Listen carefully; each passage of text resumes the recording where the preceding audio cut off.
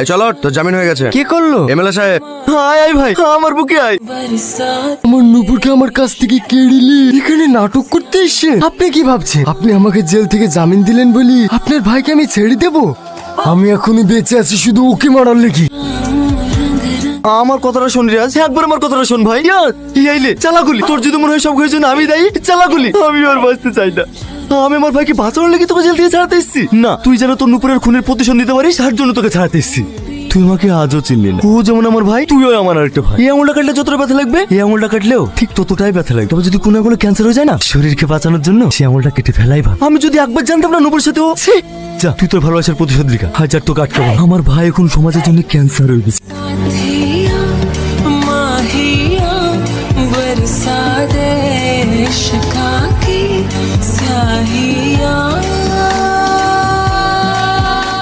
দাদা, ওই শালা রিয়াজ ভাইজানকে ঘরে ঢুকে গুলি করে মেরেছে।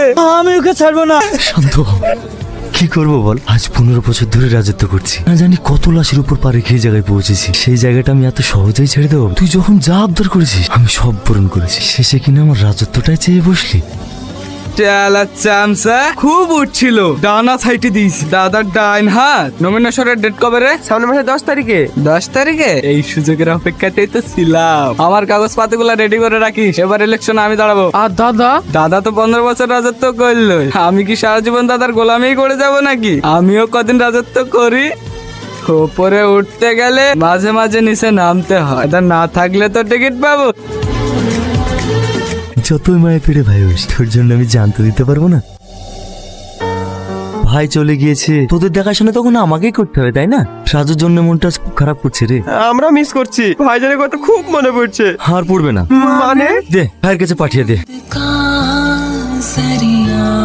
তুই আমাদের বাড়িতে কি করতে এসেছিস? আমার বুক খালি করে তুই জান বেটে নে। বেড়া বাড়ি থেকে বেড়া। এই তো 10 দিন হয়নি নুপুরকে খুন করা। দেখতে পাচ্ছ না বাইরে ঘুরে ঘুরে বেড়াইছে। এতে শাইন বলে কিছু আছে নাকি? বিশেষ করে আমি নুপুরকে খুন করিনি। আমাদের তোর ওই নোংরা মুখ আমার মেয়ের নাম করবি নি। দাদা তোকে ডেকেছে।